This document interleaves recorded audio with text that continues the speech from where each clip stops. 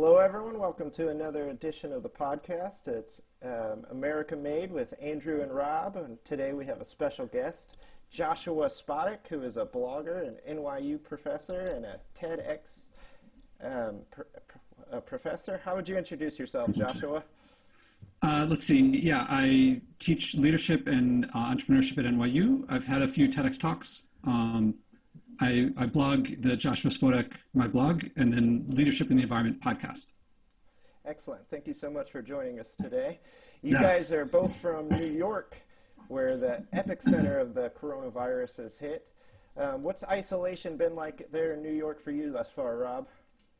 I got to say, I was talking to Josh about this a little bit last night, and it's surreal, to say the least. And I wonder if people who are experiencing this and living with a significant other, if they are getting to know, if I could say that person that they probably lived with for the past 10 years plus, not knowing who this person is because they're getting up every morning, going to work, and really living separate lives. And the same thing can be said with technology. People, you're always on your mobile, you're doing things. Now, you can't go outside, you can't go to the gym, and if you're working from home. So when you're waking up next to this person who has been there with you all this time. There's a possibility you didn't know who that person was until now. And you either like that person or you don't like that person, or you're going to try and get to know that person again. So it's just, to me, just looking on the internet and listening to the different stories that people talk about it, it's fascinating. And Josh, you can share your story with us, because you too have lived in New York, but you decided to leave. Yeah, because of this. I think at the top level, one of the biggest things is the uncertainty. At the level that the uncertainty is, we're uncertain about what's uncertain. Like every day, there's something that we could not have predicted. And I think that's one of the things that makes it so it affects you in such a big way, and it's constantly changing. And for me, tomorrow morning will be 1 month that I left the city. I lived in Greenwich Village, and about a month ago, the news was coming out, and it said to me, people should not be too close together. The virus can spread, and people were not heeding the call.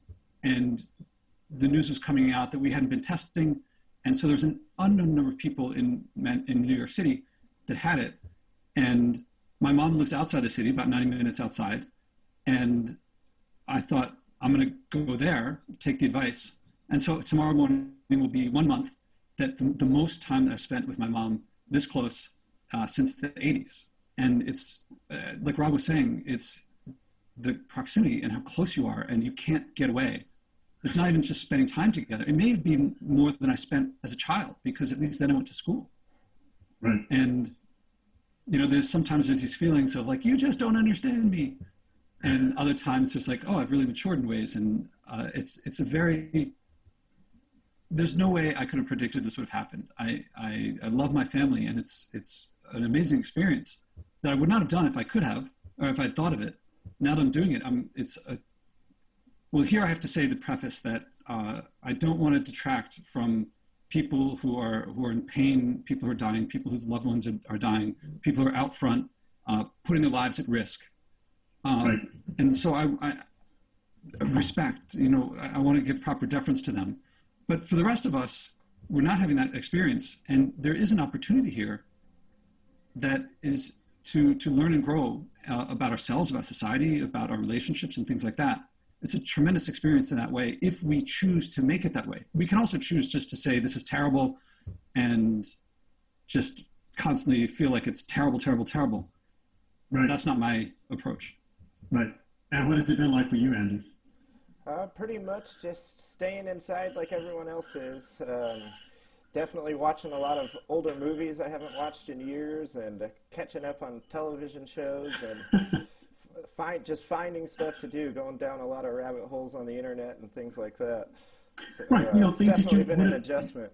Right, things that you wouldn't ordinarily do, you're forced to do it, or you have the time to do it. And something that you said, I think all of us, definitely feel the same way as far as the first responders and people who are working in the hospitals, who are making it happen, the essential workers who are making it happen every doggone day. They're getting up, they're going to the stores, they're making certain that the store shelves are stocked with things that we need. And again, the doctors and the police officers, hats off to them for getting up and doing it. I don't know if I would do it if I were put in their shoes, because I hear all the stories as to what they're encountering. And man, it's never in a million years what I would have expected this. We had 9/11. I lived through 9/11. I lived through the blackout in the city of 2003. But this seems so real. The city that doesn't sleep, and it is quiet. You can hear birds. And, if there were crickets, I'm assuming you would be able to hear the crickets. But it's just completely different. It's not the same animal that it used to be. Now, when this is all over, who's to say that we're not going to go back to the normal, if we can say normal? I tend to believe that things will change drastically as to how we do business, how we live as a whole. I don't know about where you live, Andy, if you feel the same way or if you see that, but here in the city, it's nonstop entertainment 24/7. Yeah, I live in the middle of Illinois, Peoria. We've only got about, I think, 12 or 13 cases in our county thus far. But Wow. it seems like we've still got all the lockdown rules and whatnot still going on. So everybody seems to be taking it pretty seriously. Went to the market the other day, and a lot of people are wearing masks and whatnot. So it seems like people are sharpening up and taking it seriously finally. And yeah, hopefully the curve goes down. There's been a lot of talk. We can segue to the next topic, and feel free to jump in, guys, as to was this necessary? Did we need to do this massive lockdown? And if so, maybe in the larger cities, for the cities that were infected, and did we need to take the economy offline to achieve what we said we've achieved, to keep the spike from going up, as Dr. Fauci says, and have it going down? I absolutely think we should have done something, but obviously, as President Trump was mentioning today, the question's going to be when to stop the social distancing practices. That's going to be a tough decision for everyone to make, the governors and mayors and the president himself.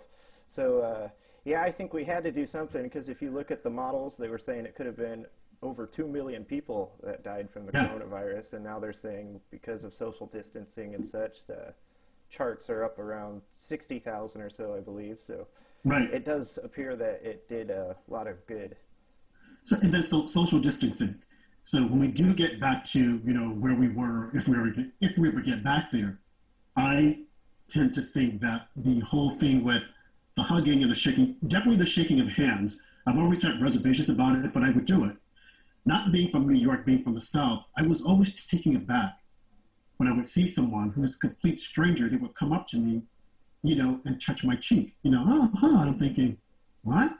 After a while, I'm like, hey, I like this, like huggy. I go. I don't think that's going to continue.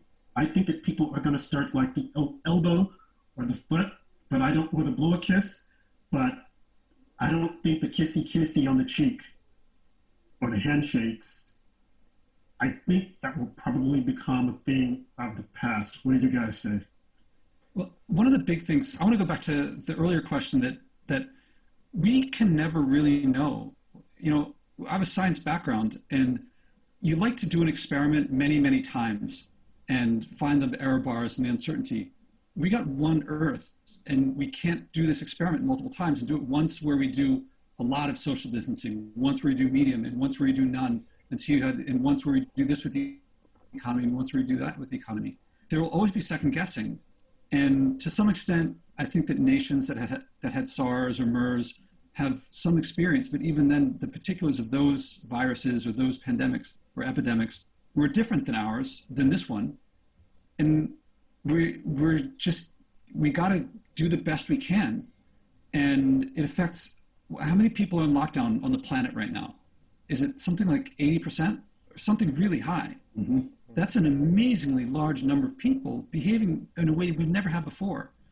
And yet we're just going on models based on, we don't really know what R naught is. We don't really know how exactly, like, we don't really know the numbers. And it's a really tough call. And it's funny that leaders, a lot of people, they were dividing how Western versus Eastern countries were doing things. But to me, it's experience, actually having experienced it in your country versus not.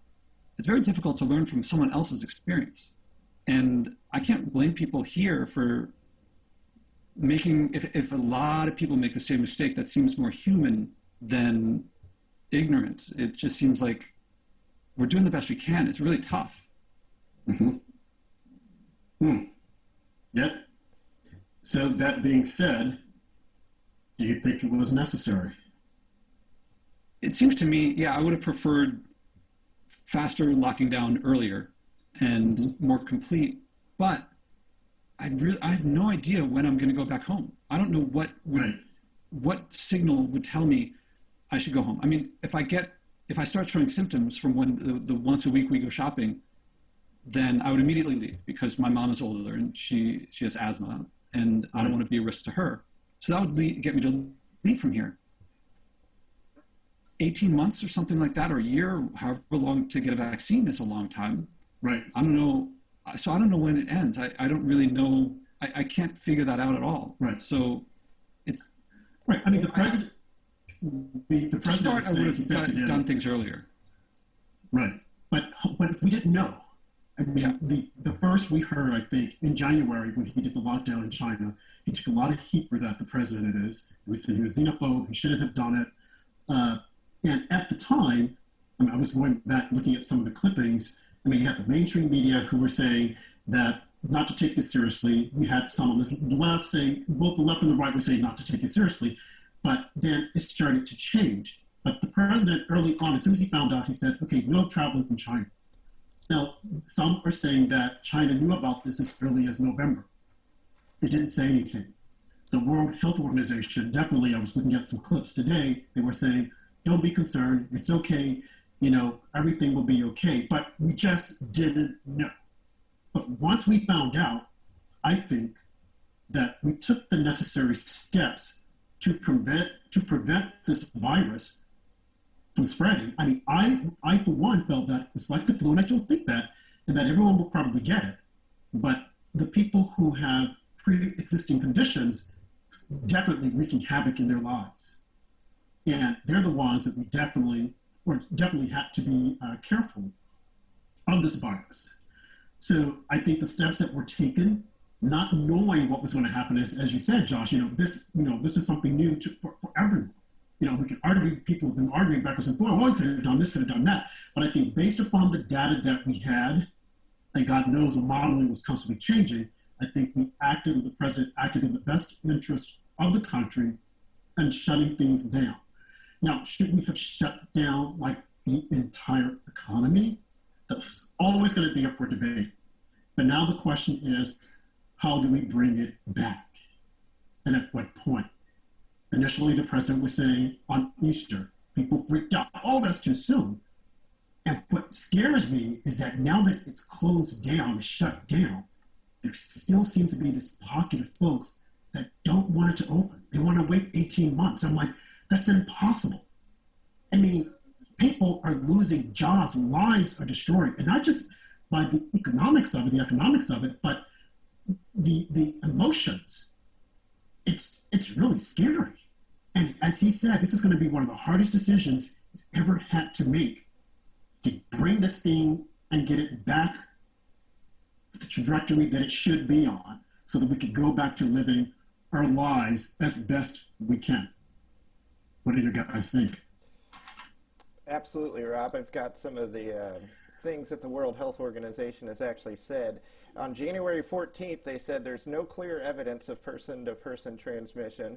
On February 7th, they said masks don't necessarily protect people. And on February 22nd, they said there's no benefit to stopping international travel. So the World Health Organization was totally behind in this entire epidemic from the start. Yeah, and I have my reservations about the World Health Organization. I mean, they just doing the research and then looking at some of the things that they've said, some of the papers that they have put out. They have the same position with Ebola, and it seems as though they're in the pocket of China, whatever China says. I mean, this guy was out just early this week praising China, saying, "Oh, they've opened up Wuhan," and they're like an example as to how we should be. I'm like, well, what is that example? To not disclose the truth, to cover up? I mean, it's scary out there as to what they knew and when they knew it. And of course, you have all these conspiracy theories as to how it originated. But what we do know, I think, is that this came from China, whether it be a wet market or some science lab, who knows? I don't know if we ever will know. But I do think that we should send a bill to China and say, pay for this. The entire world should do it, but they probably won't. But I think if we stood together and say, hey, look, you've wreaked havoc on so many lives, countries, and now you're pretending as if though you're coming in and you're saving the world. It's like, come on. And the media doesn't help much by not holding them or taking them to task. Not once have I heard any of them criticize China and say, look, we've got to go after them. And the reporters that did, I think there was a Wall Street Journal reporter, they kicked him out of China and nothing else. And then the reporter in China, a journalist who was covering it, the person has disappeared. So who's going to hold them accountable? Who's going to stand up and say, hey, this is what needs to happen? We can't continue like this. This can't go on. And I think that one of the things I think that we could definitely bring the economy, get it back, to where it should be, is having a lot of those companies to come back to America. And if we do that, of course, we're going to have to offer them tax incentives. And as always, the story won't be explained as to, in order for us to get these companies back, we have to help them out. Something has to be offered to them so that they can get started. And I think it's going to hinge on the tax incentives, which will probably be presented incorrectly, that, oh, we're getting another tax corporate welfare. But we got to bring these companies back so that they can help our economy, jumpstart our economy, which was a strong economy up until we had to shut everything down. Your thoughts? When talking about where it comes from, to me, my understanding is that there are a couple places when pandemics, the details of this pandemic, we could only know when it happened, but that there would be pandemics has been predicted for generations. Right. And one of the main things, my understanding of where pandemics come from, two big places. One is our humans encroaching into wildlife territory and eating bushmeat in the case of Ebola, or I don't know. I don't think we really know where it came from this time. But the other big one is when we pack animals together. My mom grew up on a farm, and there were chickens and there were cows, but there were a few chickens and a few cows, not thousands and thousands in one little space where they're not really able to get around. And my understanding is that breeds viruses. And if you put those species next to another set of species, that breeds mutations, and that can get to us. And if we keep doing, to me, urgent, important things of now, of saving lives and things like that, how do we prevent it from happening again? Because if let's say we had a vaccine and everybody got cured overnight of this, but we knew that more pandemics were going to come in the future, and more and more and more. That to me is, what can we learn to prevent future ones? Both in the sense of fewer viruses and fewer mutations that can jump to us, and also when it happens, what can we learn from this one? You're talking about looking to China. I think there are cases of Korea and I think Taiwan where they handled it in a way that we could learn from. And what can we learn from the places where things were successful, to the extent they were successful? And what can we do the next time? Or if there's a second wave or a third wave, what can we do? What can we learn from them? Andy? Absolutely, that's a great point. It's going to be interesting to see what we do. The wet markets in China are being exposed, so that's a nice thing that came out of the coronavirus. A lot of more people are more aware of what people are eating in some of these foreign countries. Yeah. It's just absolutely disgusting when you watched some of the videos, and shocking. It's going to be interesting to see how the economy gets jump-started. I think the most interesting thing is going to be the cultural differences that people have. I just seen Dr. Fauci today say that when Major League Baseball or NBA go back, that people might have to wear masks to the stadiums to go watch the games. Should be interesting to see how people react to things like that. It's going to be a lot of changes, I think, after this. It's going to be the biggest impact of the coronavirus long term. Can you imagine watching an NBA game or going to an NBA game or an NFL game and everyone has on a mask? No.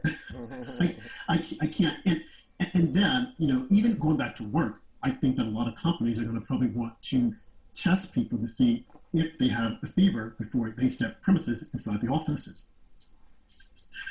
I mean, I think that's one of the things that the president, his team, and other people, even corporations, are thinking about. How are we going to get people back to work so that they feel comfortable? I think that some people will probably continue to work at home. Hey, I don't need to go in. I can stay at home until they work this out. And I think a lot of companies are going to be okay with that. But one is going to free up a lot of real estate. They won't have to rent space. So some people will continue to work from home. But then there are other people who have to go in, like the restaurant service providers. They will have to go in. So how will they handle this? Will they be tested? And if they are tested, you're going to run into the whole privacy issues, HIPAA issues. You're taking my temperature, and other people are seeing this and they're hearing what's going on. So I think it's going to be a mess for the beginning, I think. And as the president said, and others, we're going to have to open up the economy. Absolutely. And small. I think for New York, it perhaps will be difficult, but then too, people are working from home.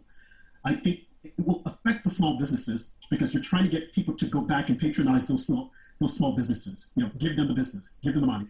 I saw a survey that was done earlier today about sports and people not wanting to go. 70% of people said, "Hey, I'm not going to want to go." Well, I don't believe that. Because if you open the door, I think that people are going to want to go. If they reduce the tickets, people are going to go. We like being around other people. And then we think about the tight spaces that you're in.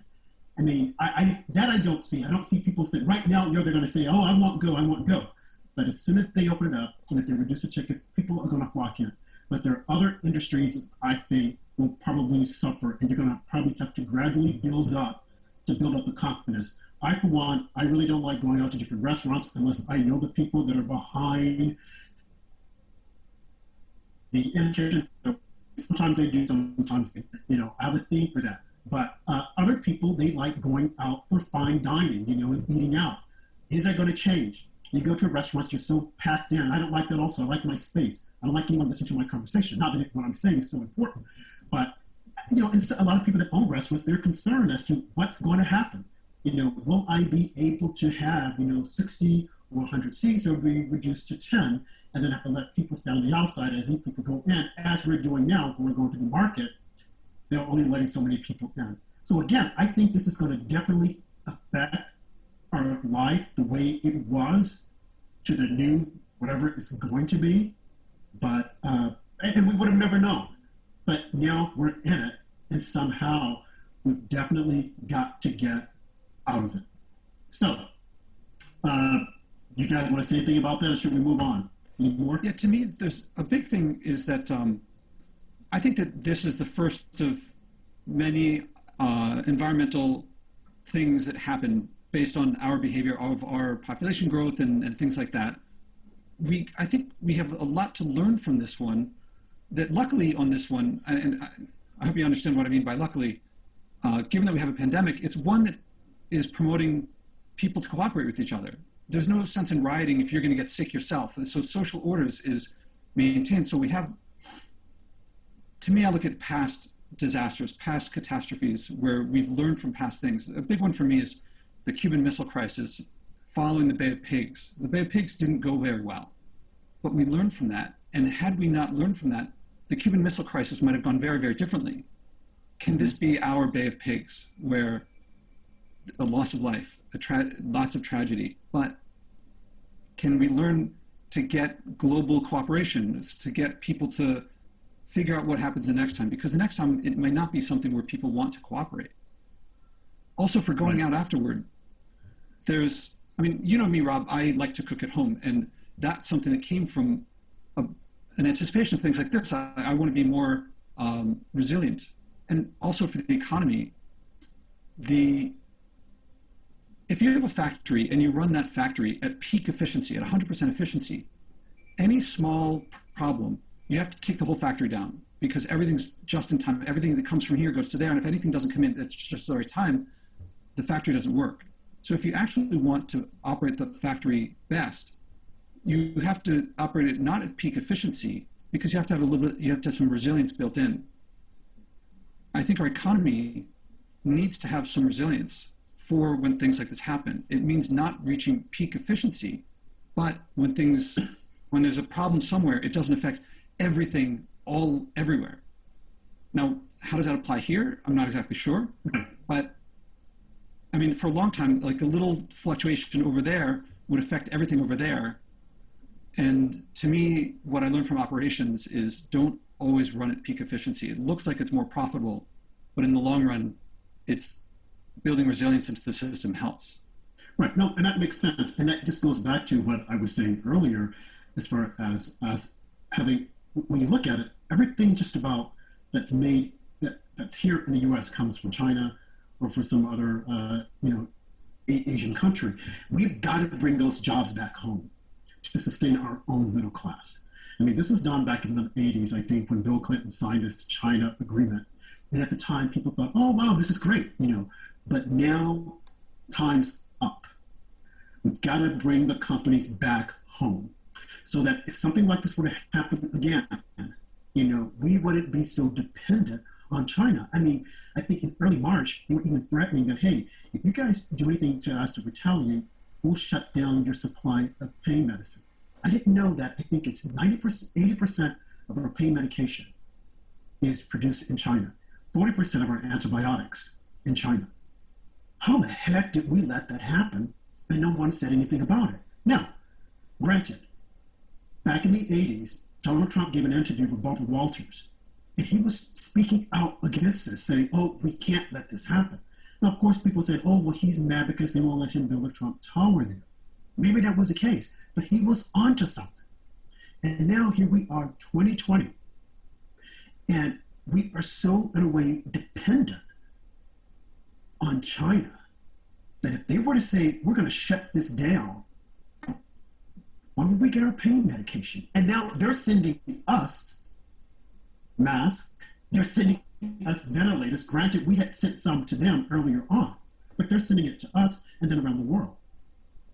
They're building allies so that if they were to say, hey, we're going to shut this down, as the case with our economy, look at where we would be. We would be in a very difficult situation.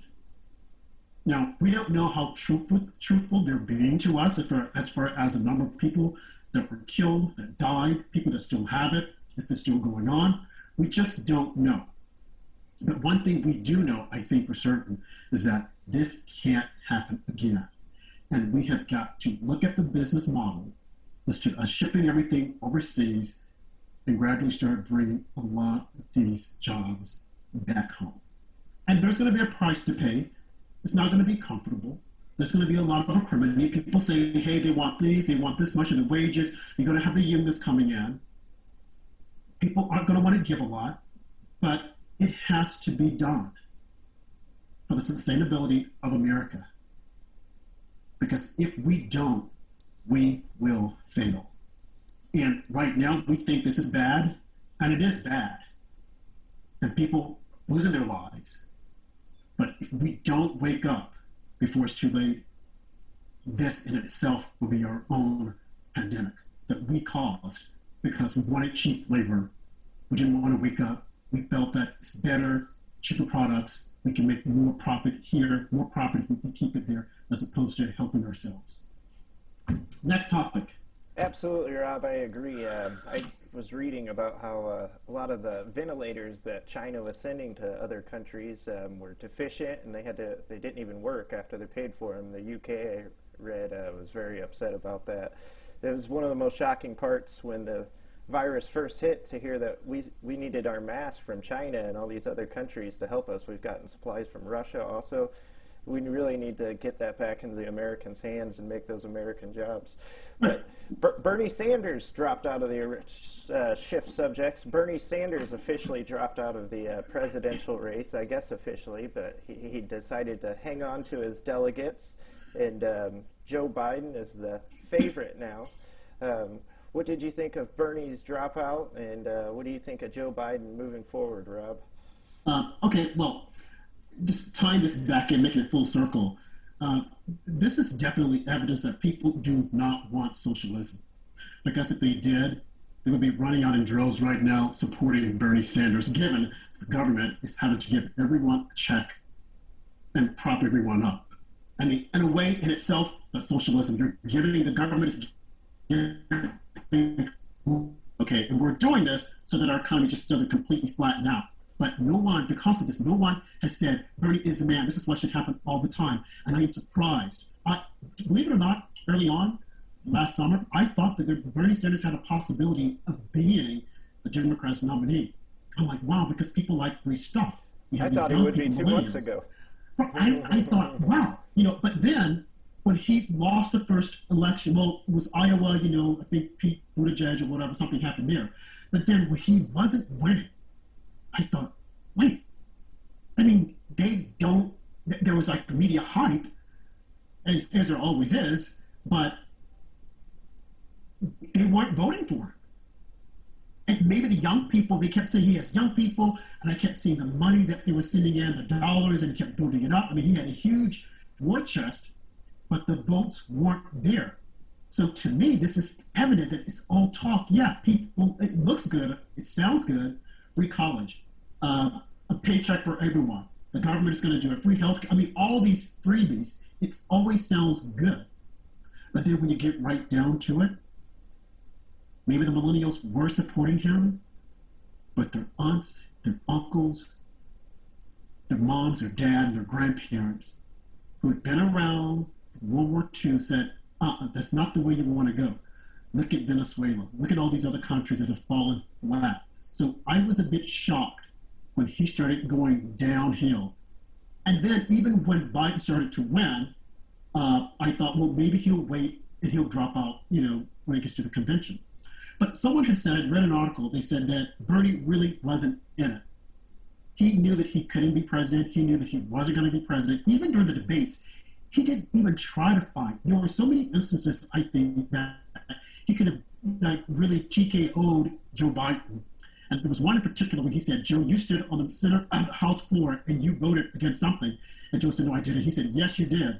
And he kept pushing. But I'm like, he should just tell the moderators, when we go on commercial break, will you guys please Google that and show it to Joe?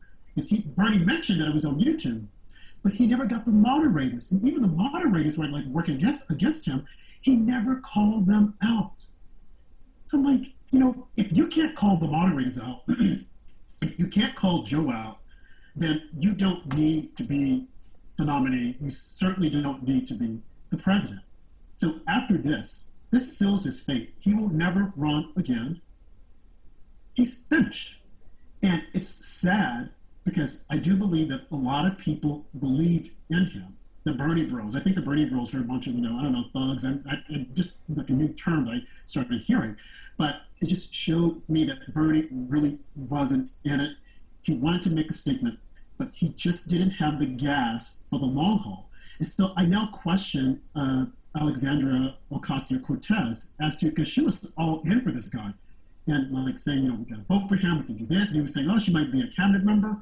But when you pull back the curtains and you really look at it, Bernie was just a man who had a movement, but it sputtered out. That was it. And now you have, as the president says, Sleepy Joe. Joe Biden has been running for president since the 80s. Now the moment of truth is upon him. And unfortunately, and it is clear to me that there's something not quite right with Joe. He's forgetful. I feel bad for him. And I think that where we are is we're at a moment whereby it's my turn. It's my time. And I deserve this, so I should be there. I don't have much to offer other than what's already there because I've been in politics almost 40 or 50 plus years. And I didn't do much then, but it's my turn. So give it to me. I say no. No, no way. Back in the day, when I was young and naive, I would have said, yes, Joe. Now, knowing what I know now, no. I'm sorry, Joe. It's not your time. Joe should go home, get some warm milk, cookies, and just watch things play out. And he should become a statesman. And what's happening right now is a complete embarrassment. And I think it's elderly abuse. I mean, I'm carting him out there and he gets confused. It's embarrassing, really. It's embarrassing. The question is does Joe Biden, should he even go after Bernie Sanders' socialist supporters and try and gain their support? I see a lot of hashtags on Twitter, Bernie or bust. It seems like they're, once again, very upset with the DNC. I don't know if they're just all talk or if they'll end up voting Biden, but a lot of them, it seems like right now, are claiming that they're going to vote for an independent. If it's actually worth it for Biden to move farther left to try and get the progressives on his side, I don't know. But it seems like the new darling of the Democrat Party is your guys' governor, Andrew Cuomo. I actually seen a poll this week that says that he would beat Joe Biden if he would have been in the Democratic primary, and he's more polls higher among Americans than Joe Biden does right now. What have you thought of the rise of Andrew Cuomo? Okay. Let me just say just one thing, then I'll let you go, Josh. Cuomo. Cuomo. I think he's popular in New York and probably the tri-state area. Outside of that, people that are watching him that I've spoken to outside of New York, it's like, who is that guy? Oh, yeah, okay. Whenever he's on, I turn the channel because has nothing to do with me. So I think you have the propaganda machines of the media, definitely, to me, in my opinion, CNN, and his brother Chris Cuomo, I forgot his name, who, when he started working at CNN, they told him he could not interview his brother Andrew on the show. Now they're allowing him to do it because they're trying to build him up to look presidential. It's not going to work. He had thought about running before. Now the media will do their best to push him out there because they want to make it seem as if, well, he seems so presidential. Well, New York isn't the only state that has to vote people. There's Middle America. Okay, there are the folks in the South. And although I know that a lot of people would like to discount those votes, you can't discount those votes. That's the reason why we have the Electoral College.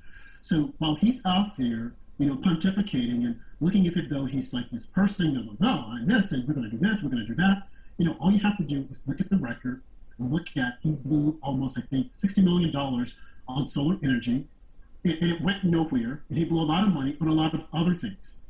And the issues that they're having in Albany right now is no fault of his. He and our mayor, they don't always see eye to eye. So now it's like we want to repackage him because he comes out, and I have to give it to him. He does, comes out, he, says some things that make sense and it looks good, but we need more than someone who wants things to look good.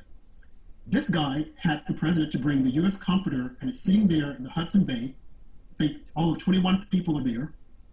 We've turned parts of Central Park into an ICU unit, and then other parts of the other buildings that have been turned into hospitals because of the modeling. And Andrew Cuomo swore up and down that it's going to rip at the seams, and we need all this. Well, we don't have it, and I'm glad we don't have it, okay? But all the grandiose talk and coming on the camera and looking very staunch and this and that, to me, it's just not going to cut it. Go ahead, Josh. Well, I think Cuomo is showing, he's exhibiting something that most times when I see people talking about Democratic candidates, they talk about the issues. And Cuomo's doing something that is necessary at a time like this, which is to lead, to exhibit parts of leadership that are statesmanship, not just talking about issues, but being someone that you can depend on, being someone who's out there. And that's often missing. I think that's one of the things that made Bernie appealing, is that there's personality there that people could connect with. He wasn't just trying to be a politician. You didn't have to wonder, why is he doing this? it was very clear. He had his heart and soul into it. And I think we're seeing that with Cuomo as well. And I think it's something that Democrats could learn from, of not just, it's important to talk about the issues, but it's also important to lead in being very clear, being authentic and genuine. To talk about whether he's going to be president or not, I think is moot, because it's not, I mean, he hasn't been running for a long time, so there's not much, Right. I think it'll sell some copy and sell some ads for your newspaper if when newspapers do stories on him. But that's just kind of like, if you give me a beer, I'll chat about that, but it's not going to happen. But I think that other Democrats could learn from this to put yourself out there and to make it clear. Don't let people wonder what you're doing this for. Mm-hmm. Don't just be playing to this group and that group and this group and that group. Do that, of course, that's a necessary part of politics these days, but also show yourself. Mm-hmm. I welcome that part of things. I imagine he's not thinking of this, but maybe 4 years or 8 years or something like that. But a million things can happen between now and then. Right. Well, right, and one of the things that can happen is that the Democrats decide, we don't want Joe, we want Andy, because he seems to be more appealing. Do you think that Joe Biden is demonstrating leadership in this time of crisis as much as he can? Of course, he's not the president, and he's trying to, get some airtime, but it's just not happening. Well, there's always before the primaries, they have to beat each other, and then once the primaries happen, where it's clear who's the candidate it's going to be, everybody backs that candidate. Happens the same on every side every 4 years. Right. And so we haven't seen him. The big question a lot of people are asking is, how is he going to handle Trump and what's going to happen there? So he's going to get the full backing of the Democratic Party. There may be some who won't come out to vote. There may be some who come out to vote more. But I think the big issue is what's going to happen when he's in a debate with Donald Trump. And that's going to be a very different situation than him versus any of the other candidates. Right. I have no idea what's going to happen. I can't wait to see that. Because given what has happened so far, when he was bewildered and wide-eyed and where am I? It's like, okay, and Trump, he holds no prisoners. He's just like, fuck it to you. Wow. That will be interesting. Yeah, he's going to, I'm sure that there must be teams and teams and teams of people analyzing everything, and he's going to go into full, what are we going to do now mode? Because everything's changed. Right, and you'll probably say that on stage. What do I say now? Oh, I can't say anymore. I went over my time. Yeah. Okay, Joe. I find it really interesting that every day President Trump's all over the TV for almost 2 hours just for some of these briefings, and Biden's at a real disadvantage here during this period of time because he gets appearances on CNN or MSNBC, and he's been doing these virtual press conferences on YouTube or whatnot, but only getting 2,000 or 3,000 views on them. So this is unfortunate for him. He's not able to get much airtime because he can't even leave his home. Right, and they're even saying that for the Democratic convention, it might be a virtual convention. So this guy is definitely hemorrhaging as far as getting his name out. Well, not his name out there, but getting that FaceTime and connections with the people because of Trump and because of Cuomo.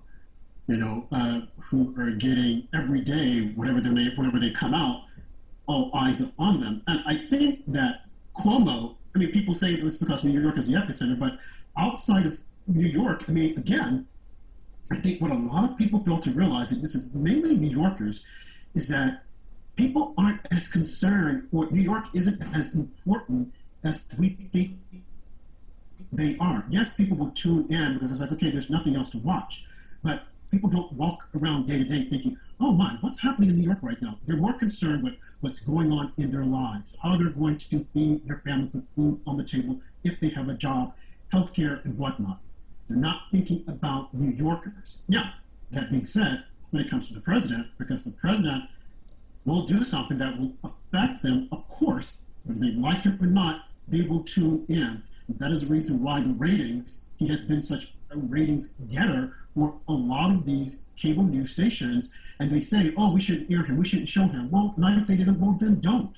But they're going to because they know it's like a ratings bonanza, and they want that, albeit they probably don't like him, they don't like what he has to say, but people will tune in.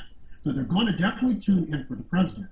as far as Andy Cuomo. They'll break into the different networks and say, hey, this is something from New York, and this is what he's saying, but people aren't that interested. Only the folks in New York. And if they were interested, why aren't they doing the same thing for Gavin Newsom in California, the governor of California, who they said at one point was the epicenter. Now it's New York, and now it's Louisiana. Do we see it in Louisiana? Do we see the governor coming in? No. They'll do just a brief snippet, and then it's gone. The same thing with, I think, is Michigan. Detroit, Michigan.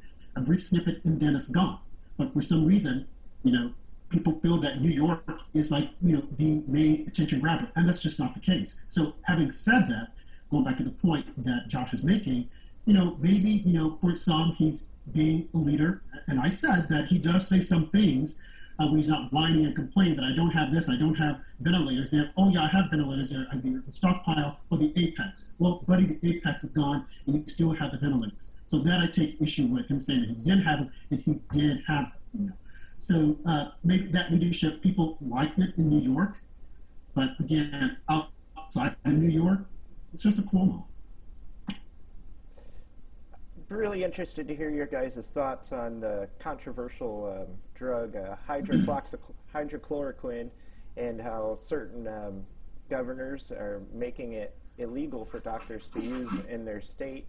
Don't you think that should be a decision for doctors to make? I know there's a lot of controversy on if it works or not, depending on what article you're reading. You'll read quite different things about the test results so far.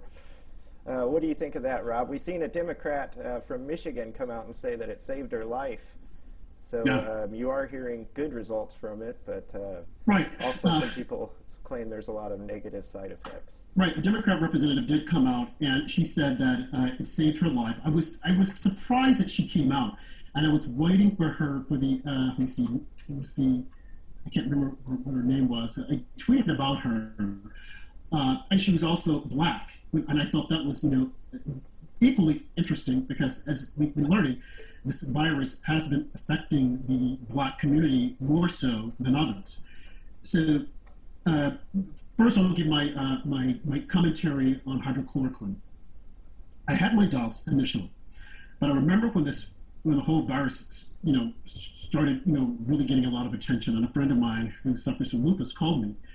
And she was worried. She said, oh my God, what am I going to do? I can't go out because I have lupus and my immune is so weak. I don't want to get sick, So I'm like, okay, not to worry, you'll be okay, just stay inside. So a week later she called me, she said, I think there is some hope. I'm like, what do you mean? She said, if they're saying that there's this one drug, hydrochloroquine, she said that I'm taking for lupus, works well. And I'm like, okay, there you have it. And she was really excited.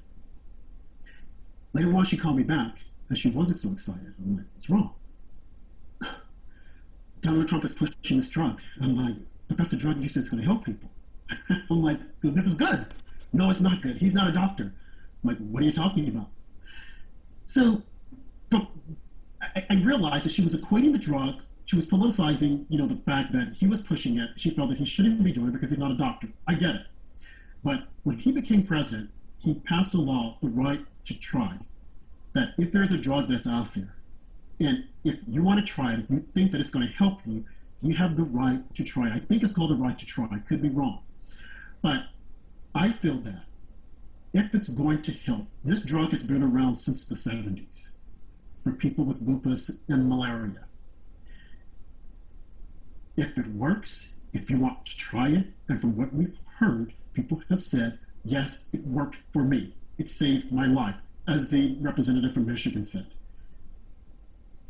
I know that, we haven't had the experiments, enough data to see if there are possible long-term side effects. I think one of the side effects is that it affects the pupil, but you have to monitor it. Any drugs that you're taking, it has to be monitored. At one point in my life, when I was extremely vain, I was taking this one drug for acne. I saw a bump on my face. I'm like, oh, I want it gone. So, of course, the doctor said, oh, well, I'll give you some wash. I'm like, no, that doesn't work. I want to take something. I think that'll work. So he gave me some. And then a study came out that it could probably cause depression. And I went to him, my dermatologist. I'm like, I am not depressed. I want that drug. Give it to me. He gave it to me in small dosages. I never had any side effects. Okay. But because study after study, they started seeing people with it, they decided to discontinue the drug. Okay. Needless to say, I stopped taking it. I didn't have any breakouts, so I wasn't worried about it. So I say that to say that if a person feels that, this is going to help me, and with the consultation of the doctor, and if the doctor says you have no other preconditions, let's try it and let's see what happens. And this is what people have been doing. So, and now you have the president who's saying, he's not saying to take it. He's even said, I'm not a doctor, but, if it works, why not? What the heck do you have to lose? Well, some people say, well, you can lose your life if it doesn't work. Well, you can also lose your life if it does work and if you don't take it. So I know there's a big debate. Even Dr. Oz has come out and he has said, from what I've seen, this drug seems to work. Why is it that the media is so against it? Now, there are also doctors, to be fair, that are against it also. That is a reason why you get a second opinion. On any given day, I can get doctors who will say, don't do it. Then I'll get doctors who will say, it's not going to hurt. Who do you go with? You have to make that decision. And from what I'm seeing now, it seems to work. No one has come back and said, no, it didn't. Now, the time frame of using a drug has been so short that we don't know if there's going to be a side effect that is going to cause these people harm. And if it does, I don't want these people to come back and say, I want to sue because of X, Y, Z. You decided to take it. Okay, that's it. Now, that might sound cruel, but I mean, at some point, I think we have to take responsibilities for our own actions. And if, again, this drug works, if it saves lives, and if you're at that point of no return and you want the relief, I say the doctor says, okay, let's do it, then do it. Because I want to add also the ventilators that people keep talking about. I want to make sure that people understand. I was speaking with my sister, who's a nurse, and then a friend of mine who's a doctor, and they were saying, well, you do realize that the ventilator is like the last resort. You really don't want to go on a ventilator, because once you're on it, we're pretty much saying that, you're going to be off this thing within a week's time. And if you're not, excuse me, if you're not off of it, more than likely you're not going to live because your lungs aren't functioning at that capacity. You're placed on the ventilator to give your lungs relief so that it can help put air inside. But within a week's time, if you're still at that point that you started out on, it doesn't look good. So for all those who are thinking that the ventilators is a lifesaver, it's going to help me, I'm going to be on it for a whole month, no, that's not the intent of the ventilator. Like the UK Prime Minister who did not go on a ventilator, he was in ICU. So again, that ventilator is not like, this thing is going to be my lifeline. Yeah, only for 7 days. And if you don't show any improvement, doctors are going to look at, we've got to take this off and give it to someone else who we know is going to help. Now, it's cruel and harsh, and I think a lot in the media have been presenting it that way, that doctors have got to make the decision as to if you're going to live or you're going to die. No, that's not it. Misinformation. Just like the same thing with hydrochloroquine, misinformation. I would say to our listeners or viewers, readers, go do your research, speak with your healthcare professional, and get the facts. But what you're seeing right now, this scare, because the president is saying, hey, what do you have to lose? Take this and the other cocktail. They're saying, don't do it. He's not a doctor. Don't believe them. Don't get in hysteria because of what they're saying. I also wonder if Chris Cuomo has taken the drug, hydrochloroquine, or some other drug that's like that. Of course, he's saying that he hasn't. Well, no, he didn't say he hasn't. He said, well, I don't know. But of course, in New York State, the governor has been like really leery as far as saying that people take it.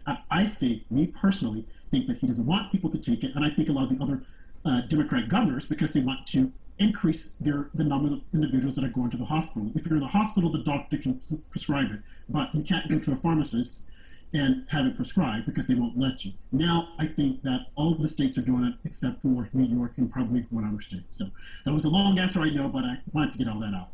Josh, you want to go ahead? Yeah, I want to distinguish between public policy and individual choice. Yes. And I want to also frame this that in environmental issues, despite my science background, I am not.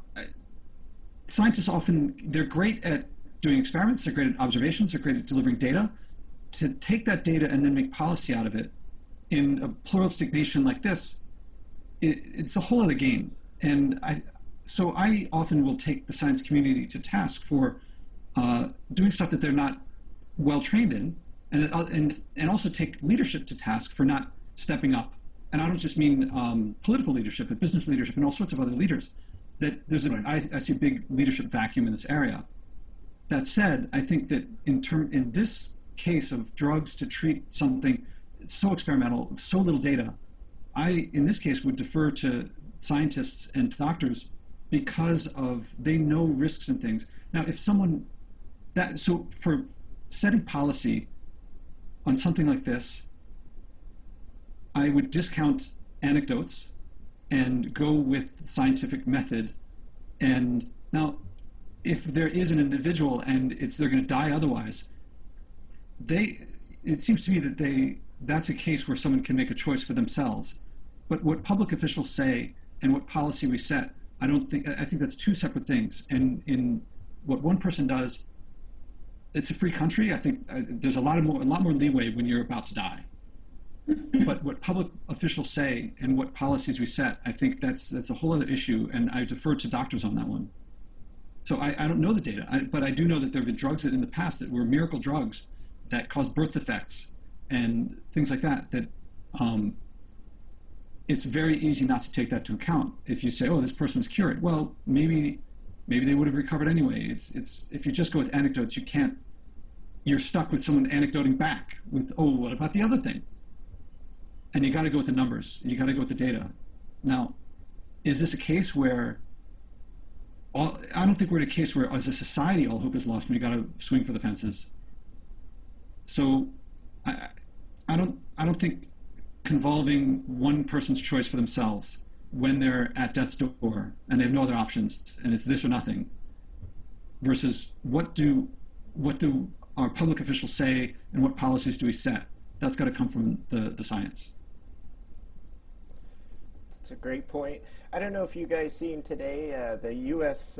Surgeon General, Rob mentioned earlier that blacks and minorities are suffering the worst from the coronavirus. I believe I read that almost half the deaths from coronavirus in New York City are from minorities. The Surgeon General today has asked for blacks to consider to stop drinking and smoking because of the risk of the coronavirus. They say smoking marijuana, cigarettes, and drinking alcohol makes your risk go up significantly. And he's getting a lot of slack for that. People are calling him an Uncle Tom, apparently, on Twitter. I don't know if you've seen that, Rob, but yes. What did you make of that statement from the Surgeon General? Well, interestingly enough, I'm glad you brought that up. I was watching it when he made the commentary. And he actually said, the question was, the data had come back that blacks were dying from the virus. Now, a friend of mine had called me and had shared that with me. I immediately dispelled it. I'm like, I don't believe that. And they said, well, it's true. I'm going to see an article. So I started reading it. And then he called me back and we were talking about it. And he said, one of the reasons this is happening, and this is before the Surgeon General came out and gave the commentary that he gave. And he said, my friend said, one of the reasons, he said, is that, blacks, they're not taking this seriously. They have some reservations. And he now lives in Georgia, and he had lived on Long Island. And he said, go to this page on Facebook and look at what these people are saying. Well, sure enough, I went there, and there were people in this one black town that were still congregating outside playing basketball and living life as if they normally would. And I said, so what? He said, what do you mean by so what? You guys shouldn't be out there. People shouldn't be out there. They should be quarantined. I'm like, okay. Then the next day he got back to me and he said, here are the facts. He started sending me different news articles, Facebook clippings of people that he knew that were dying, had died. And they were all black. He sent me, since we've been talking, he sent me two. I'm like, this is unbelievable. And he said, it's because they're not listening, they're still hanging out. Some of them have pre-existing conditions. diabetes, high blood pressure, just a number of ailments. So when the Surgeon General made that commentary, and he said, your abuela, Big Mama, pop, pop, or whatever he said, we've got to let them know. Well, there was one reporter, Yamichi, who happens to be black, who took issue. And she said, well, right now on Twitter, people are finding your comments offensive. Now, I'm thinking, no, she's in a press conference. And she's saying right now on Twitter, they're finding this offensive. Well, I was listening to her, so I immediately went on Twitter to see what was happening. And of course, she gives a statement, she quotes him, and she took offense, and she has, I think, about 900,000 followers. And of course, when she tweeted it, they probably saw it, and because they're following her, they probably took offense. But my thing is, took offense for what? What did he say that was wrong? Abuela, that's what the Spanish call their grandma, grandpa.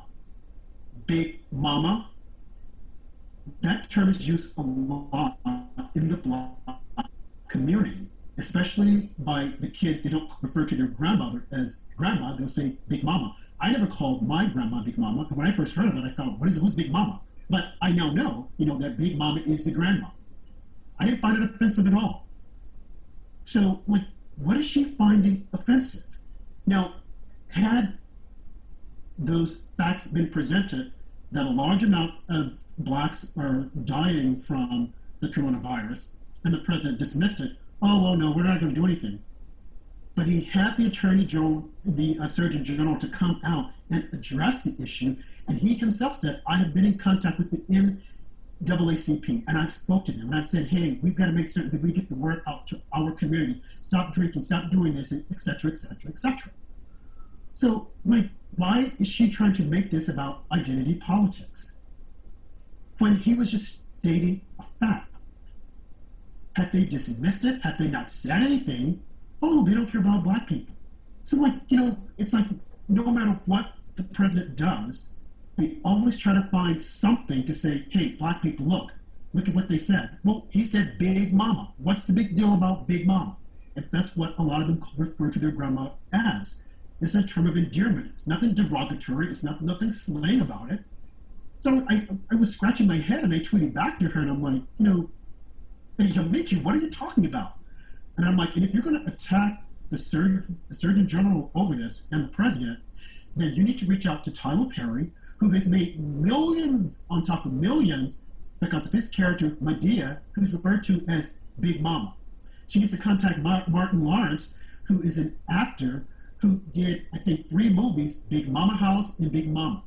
So I'm like, what is she talking about? Now, of course, there will be people who will jump on her wagon. Oh my God, yeah, the slanderers, how dare they? But these are the same people who are probably right now watching the movie Medea's Family Reunion with Tyler Perry, Big Mama with Martin Lawrence. But they're going to come out and say this is offensive. It's like, what gives? She's the same reporter who the other day came out with something else that she tried to turn into identity politics. Everything is not about identity politics as much as they would like to think it.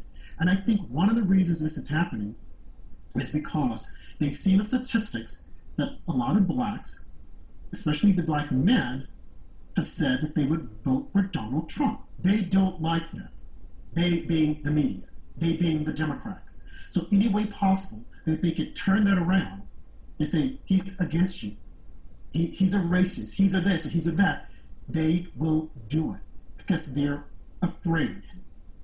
And people should be able to vote for whoever they choose to vote for. The black vote isn't monolithic as some would like to think. Now, when you look at the numbers, you can very easily say, oh my, blacks all vote for Democrats. Just like some would say Jews all vote for Democrats. But that's not the case. You do have small pockets within this population community that are voting for the other side.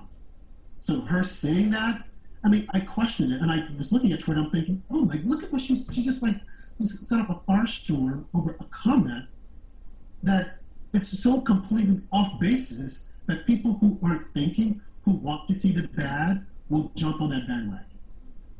I think that there's a couple issues here. the identity politics, I think some people will go with identity politics all the time for everything, everywhere they can. It gets them attention, it gets them influence, and they don't only lob it at their political opponents, they lob it at their political allies as well. Right. Which is kind of mystifying to me, but it happens. In terms of the health of different communities, I think also people feel very sensitive about when they are unhealthy in ways that they can do something about. This nation is really not healthy. I mean, there are very healthy people in this nation, but in terms of preventable diseases and non-communicable diseases that come from diet and exercise or lack thereof, man, we could do a lot better. And whether it's one community or another community, I don't think there's any group that eats healthy, that exercises regularly or vigorously. And my understanding is that the virus, if you have a weaker immune system, if you have respiratory issues, it's going to affect you more. And this could be a wake-up call for a lot of people. And the identity politics is an important issue because I think it really, Rob and I, our connection has been over understanding each other and mutual discussion and learning about each other. And I value that. And I think you value that too. And it really gets in the way of that. We could easily just take shots at each other.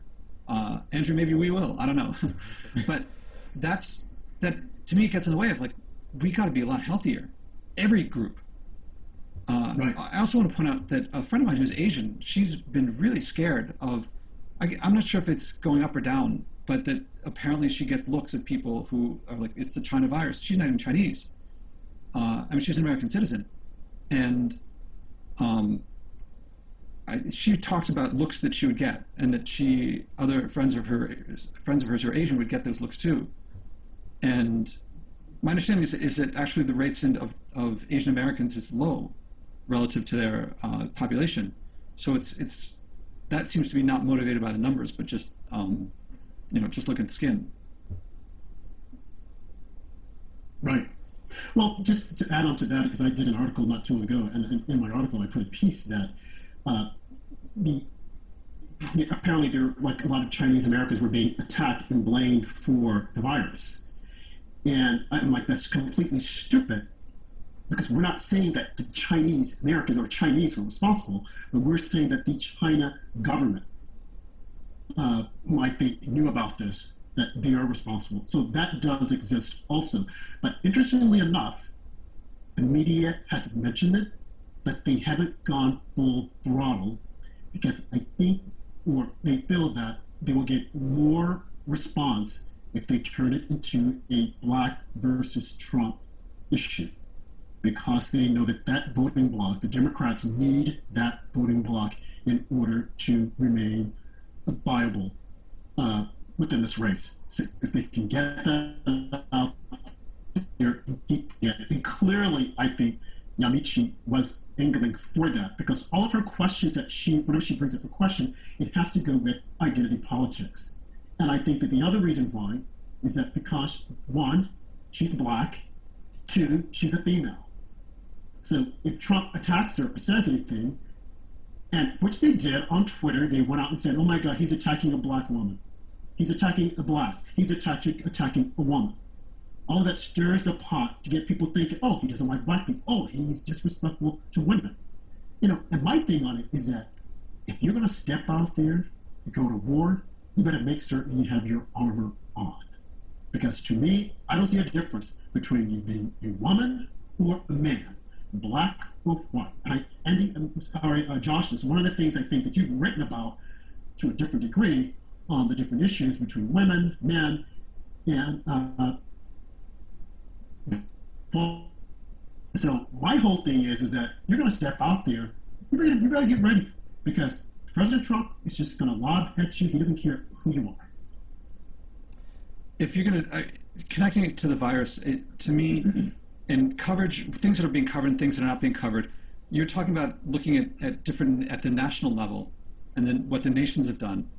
But to me, I cannot believe that people are not looking more and more at what's causing these things of factory farming. I look at that and I think that it's like petri dishes with fans blowing viruses at us. And if it doesn't happen now, it's happening now. If we solve this one, there'll be more and more and more. And those business practices, they're profitable, but they don't have to pay the costs, and we are paying the costs. The entire world is paying the costs of a practice that breeds disease, and diseases that we know what will happen, and we've known for a long time. I cannot believe that this is not something that is a major point of covering, that we know what's doing it. We know it will happen again. And everything else to me is a distraction. And I apologize if I'm not engaging on some of the stuff you talked about. Some of it's important, but less important. I mean, there's saving lives, and there's stopping the spread now and decreasing that. There are issues there, but there's preventing future ones. And to me, that is the issue. I don't understand how it's not the issue for a lot of places. You got to turn on, if your bathroom's flooding, turn off the faucet. Right. Well, I'll tell you why. One of the reasons why that is not, out front and center, as they always say in corporate America, it's not sexy enough. If it were sexy enough and people were paying attention to it, they would jump all over it. Just like with the virus, initially everyone's like, "Oh, it's not important, it's not important." But then the moment it's like, "Oh my gosh, it's important. Let's stop everything. Let's drop everything. Let's forget about the whole thing with removing Trump, the impeachment, and let's talk about the virus because that's now sexy and people are going to tune in." And I think that's what happens a lot of times. Everyone felt that, "Oh, it's nothing, no big deal." But then when they started seeing the numbers and they really started focusing in on it, it became the new exotica sexy. So we had to cover it. Now, not sexy in the sense that it's sexy sex, but, that's a term that people use that, this is not sexy enough, so we don't want to know about it. Sex sells. So when you have something that's going to sell and get everyone's attention, you're going to push it. And I think that's what happens a lot of times in the media when we're talking about anything. They put it out there, they'll tease us with it. If we buy it, okay, they'll run with it. But if they lose interest, it's gone. But the moment it picks up steam, there's all the coverage. And whether or not they're trying to just solve it or get you, they could care less. They just want to keep talking about it over and over again. Just like I said, we know that this thing came from somewhere, but instead of trying to get the origin and try to correct it, it's more so, okay, what did he know? And what did the president do? And he did this, and he did this, like backwards and forth, like a volley. And it's like, folks, come on. There's plenty of time to discuss that. But, it's not sexy, so it's not discussed. That's from a media perspective, and the media, yes, these are big problems. There's still this vacuum of, there are leaders, there are people in politics and business and lots of other places that could step up here. I mean, if the media doesn't cover it, that's the media, but people can at least try. I have not seen leadership in this area. I've seen management of telling people what to do and people complying, but not to lead at the level of creating the stories, creating the images that we can follow. Right now, there's no leadership. Can you point to leadership in the area of the virus as distinguished from management? Well, again, it's not sexy. So people just want to see, what are you going to do and how are we going to do it? And that's what they gravitate toward. Because if there were to me, this else, big vacuum that could be filled, and I hope that someone steps up. I just don't have the voice right now to, I would do it. But maybe you wouldn't get covered. Yeah. They would say it's not sexy enough. Speaking of leadership, a lot of people have their own opinions on what started the coronavirus, but if it does come out, it's from some of these exotic animals that Chinese or other Asian countries eat, like bats and turtles and all kinds of crazy stuff. If it does end up coming out that had something to do with humans contacting coronavirus, do you think there's a way that the world can step up and ban these Asian countries from eating this food?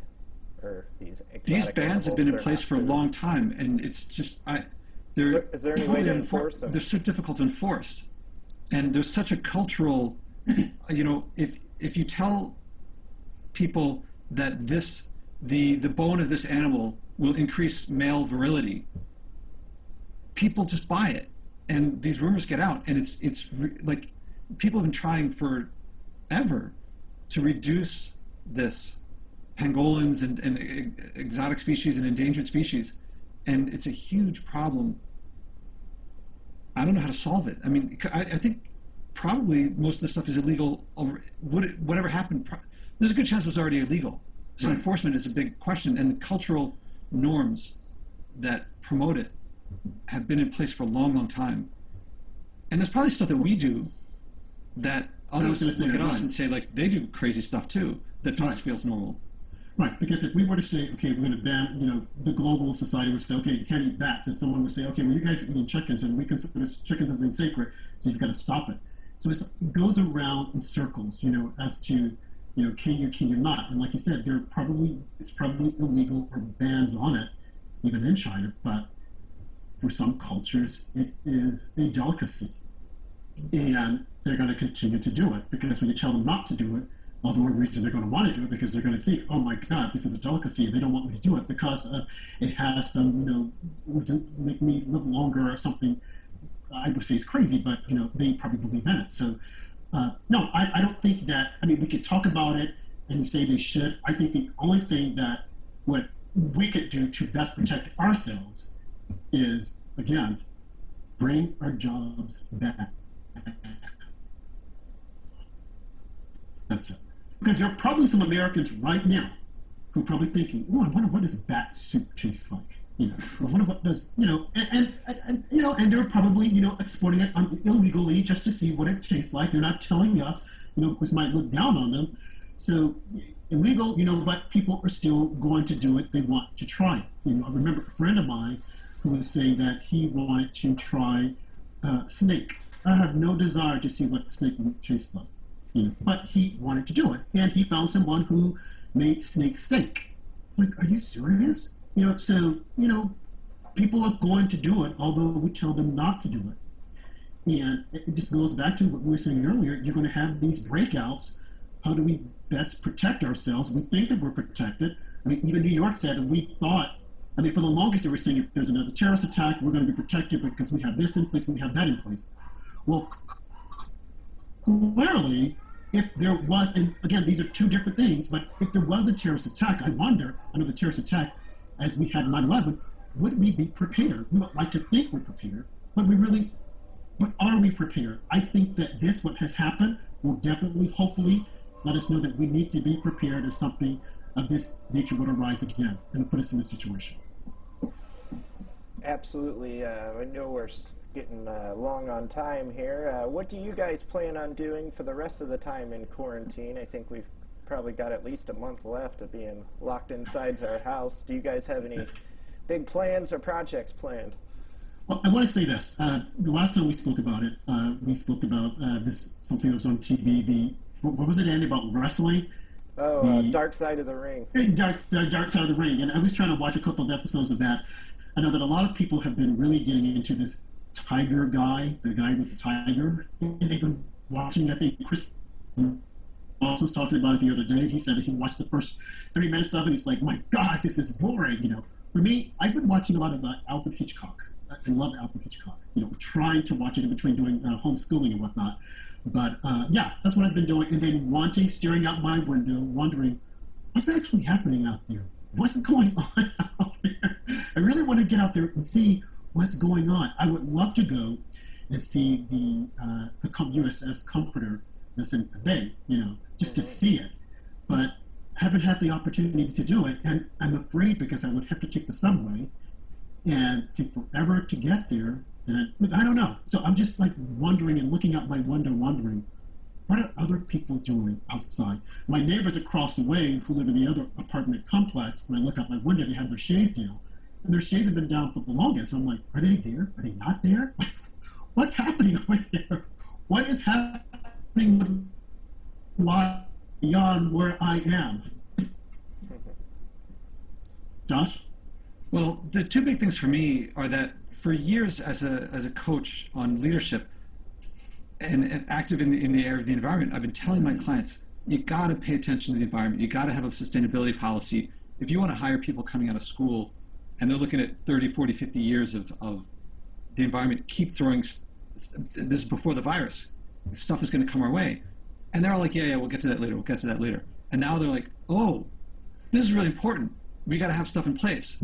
And so, but what I was prepared for was more environmental things, not so virus related, but this is where the demand is. And so it's helping people in this area. And so this is, I believe, a big growth area of helping executives figure out for them to behave personally, to develop the skills to lead in this area. Now, I was also pretty close to finishing my book proposal and for my next one. And then the virus changed everything because if it's about the environment, this is a major piece of it. So now I got to restart that one. But writing a book, this is kind of conducive to it. So I'm kind of speaking slowly because it's so easy to put it off. It's like you really got to focus and get yourself down and buckle down and just put everything off to the side. And so I'm hesitant to say it because it makes me accountable, but I have to. So the book proposal is the next thing. Excellent. Well, thank you guys for the discussion. If you want to hear more from Joshua, you can go to his website/blog. What is that, Josh? JoshuaSpodek.com. JoshuaSpodek.com. And then Rob, thank you as always. Thank you guys for the discussion.